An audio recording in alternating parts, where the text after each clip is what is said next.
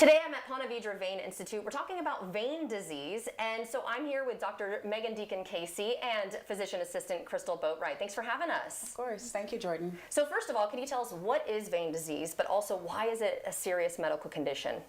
Vein disease is otherwise known as chronic venous insufficiency, and that means that the blood in your veins actually travel in the wrong direction, especially due to gravity, especially if patients are standing for a long time. If you're sitting for a long time, much of that extra blood flow that is pooling in the legs increases the volume, increases the pressure, so over time those veins get larger and larger. With that, you can get signs and symptoms that develop. Leg swelling is one of the most common ones that develop. You can see patients that start to show that their legs get tight and swollen, especially towards the end of the day. In the morning time, it's much better than when in the daytime. And if over time you have chronic venous insufficiency and all of those signs and symptoms, you can actually end up with skin changes, skin wounds, skin ulcerations, and patients can have more and more symptoms, leg pain, fatigue, and it's just hard to do your daily activities. Right. So what should a patient do then if they're having serious symptoms?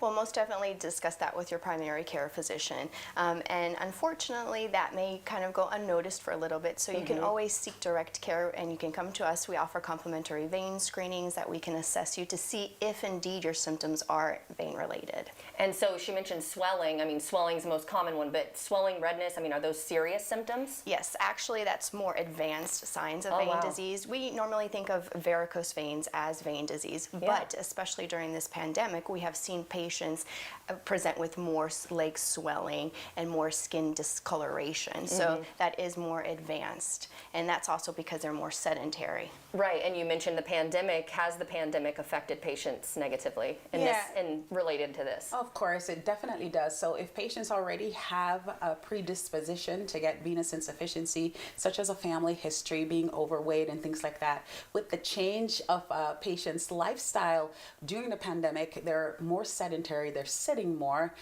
They've kind of switched over to doing work from home where they're sitting for prolonged periods of time. With that, over time, gravity is working and it's building up that pressure and volume in the veins. And you can notice that patients are developing more fatigue in their legs, more tired legs, and definitely more swelling. This is so interesting. Okay, let's say someone has a symptom, they want to come in and get a consultation. Where can they go for more information?